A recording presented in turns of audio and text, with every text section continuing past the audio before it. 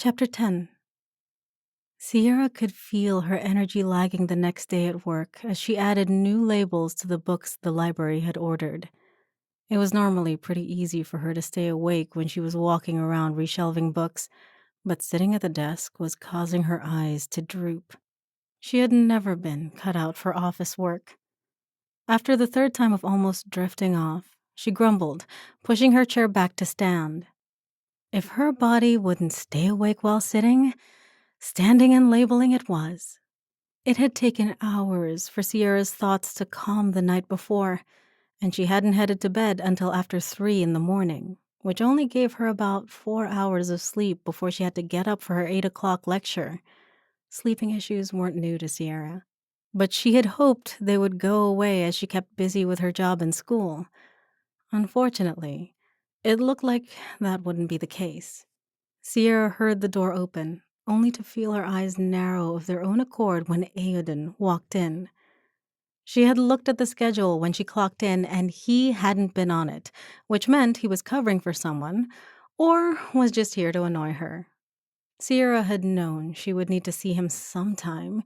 She had just been hoping to at least have a day of peace beforehand. Aoden had his head down as he crossed the room, and his eyes rose to meet hers as he stopped in front of the cubbies where they could store their personal items during their shift.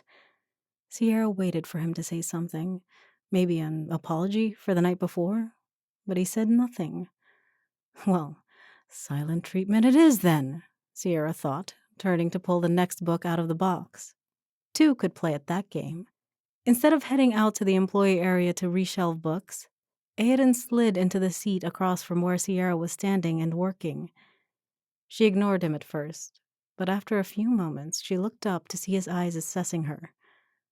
"Aren't you supposed to be reshelving books?" she asked, looking back down at the book in front of her. Yes, but I have a few minutes before my shift. Sierra looked up at him, scowling. It was his right to be here. He was an employee. At least now she knew he was covering for Sheila. Most days, the library had 2 to 3 employees on reshelving and just generally being available for customer questions as needed. There was also at least one at the checkout, though most shifts had 2 during the school year because it was so busy.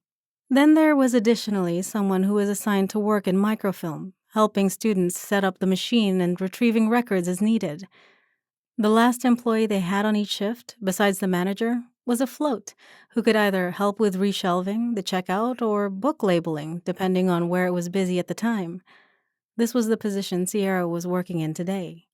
All of the employees could work any of the positions except for microfilm, as this required special training on the machines. While Sierra mostly reshelved by preference, she was also assigned float and checkout from time to time. The silence stretched between them. Feeling the awkwardness grow, Sierra said, "So, you're covering for Sheila, I take it?" Aoden nodded, his mouth remaining pressed in a thin line. Sierra couldn't explain it, but she had a weird feeling in the pit of her stomach when she thought of Aoden talking to Sheila. She brushed it off. "That's nice." He nodded. You don't look like you slept well. It was Sierra's turn to answer non-verbally with a shrug. She really didn't want to discuss her sleep problems with Aoden. To her surprise, the next thing that came out of his mouth was, Do you want to talk about it? for some reason, that was the absolute last thing she expected him to say, and she almost choked on her saliva, swallowing the retort she had prepared for what she had thought would be an insult coming her way. She lifted her eyes to meet Aoden's, a little at a loss for what to say, but knowing she didn't want to discuss anything with him. "No thanks," she finally managed to squeak out. Aoden didn't say anything else as he rose from his spot at the table and headed out the door, pausing only for a moment to throw a concerned glance her way. Something in the air buzzed between them, but Sierra couldn't put her finger on it. Sierra shook her head at the odd encounter, turning back to the book in her hands. Whatever was going on between her and Aoden, it was only blossoming to become more uncomfortable, and it needed to stop. Now. Aoden was her enemy, her arch nemesis, even if he himself said that he didn't like her. The last thing he should be doing his feeling concerned for her. It took about 2 hours for Sierra to finish all the labeling of the new books. Once she was done, she grabbed a cart and began loading the books by the section they would need to be shelved in. The employee area was quiet, and she was able to work efficiently. A song she had added to her Spotify playlist circled in her mind, keeping her occupied and awake more easily than those few hours prior. As soon as the books were labeled and loaded, she made her way into the main part of the library, which was mostly empty, usual for this time of night. She made her way over to the first section she needed to shelve books in, glancing at the clock on the wall. It was 2000, giving her 2 hours to shelve the books before her shift ended at closing time. If she stayed focused, she knew she could definitely finish during that time. After completing the first section of the shelving, she maneuvered her cart to the next, only for a commotion at the front entryway to catch her attention. There was a group of students trying to enter the library, and they sounded intoxicated. Come on, man. How dare you? The taunt reached Sierra's ears as she turned and made her way down another section. It didn't happen often, but sometimes students would come through campus buildings on their way back from partying. They were loud and annoying, but usually harmless. Sierra zoned in on the task at hand, pushing their drunken taunts to the back of her mind, hoping they would get bored with whatever they were doing and make their way back to their dorms. She was so focused on ignoring the drunkards that she didn't realize one was behind her until he was pushing her up against the bookcase, his fetid breath blowing in her ear. Sierra tried to shove him off, but he was amazingly strong despite his intoxication. "Get off of me!" she shouted. Looking around as much as she could with the side of her face pressed up against the books, only to notice that there were no other students in her line of sight. Great. She was on her own. I caught one! The drunkard yelled, breathing his disgusting breath on her face a second time. Sierra gagged, trying to keep the contents of her stomach calm. She pushed against him again, and this time she was able to get him to stop actively leaning against her. But she fell to the side as one of his hands still encircled her arms. She tried to pry off his fingers. Hurry! She's feisty! Sierra looked around, but none of his drunk friends were nearby. She almost felt bad for him for a second, as it was obvious this was some form of prank gone wrong. But then she remembered he was still holding onto her forcefully, and her anger renewed with a vengeance. "Let go of me!" she yelled, hoping that one of the other employees would hear and come to her aid.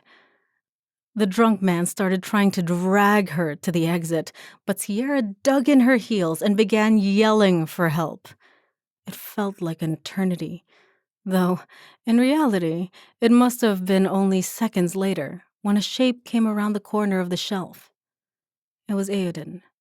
Sierra would have much preferred to see someone else's broad shoulders, but at this point, she would take anything she could get to stop breathing in the drunkard's booze breath. Let go of her this instant, He said, his voice sounding strange to Sierra, even though she had heard it multiple times over the past week. The drunkard dropped her arm instantly, and Sierra fell, catching herself on her palms at the last minute. Rolling into a sitting position, she reached to rub the part of her arm where his hands had been. Sure, she would have a bruise later. Leave. Aoden said in the same tone as before. Without a single word or argument, the drunk man stumbled past Aoden and back toward the entrance. Sierra pushed herself off the ground so she was once again standing. Geez, I gotta learn how to do that. As soon as the drunkard was out of sight, Sierra brought her eyes to meet Aoden's, only to find them looking at her with irises that were ablaze. Did he hurt you? Aoden questioned, his teeth clenched together. Sierra shook her head, rubbing her arm again. No, I'm fine. He was just drunk. Let me see your arm. Aoden reached for the sleeve of her shirt, but Sierra stepped back out of his reach. I said I'm fine. Aoden stepped toward her. And I asked to see your arm. Now show me. She went to step back again, but Aoden was too fast. At what looked like inhuman speed, he grabbed her hand in one of his and his other went to her sleeve. Sierra tried to protest. "No, don't!" But before she could finish, he pushed her sleeve up to reveal her forearm. He went still, staring at her skin. Sierra knew why. Her skin wasn't pretty to look at. She suffered from a skin disease known as psoriasis, which left angry red lesions marring her light skin all over her body. While she had once had the condition under control, the stress of moving across the world had brought it back in full force. She knew what was coming next. Whenever anyone saw her skin, they were always disgusted, and they always assumed it was contagious. Sierra opened her mouth to reassure him that he wouldn't get it, but before she could, he growled, Who did this to you? Taking a deep breath, Sierra stepped back, successfully removing her hand from his while pushing her sleeve down with the other hand. No one. Well, I guess if there is a god out there, he did. It's a skin disease I've had since I was a child. Oh, Aoden replied, his eyes meeting hers once again, the fire in them finally seeming to fade. does it hurt? Sierra shrugged. Sometimes.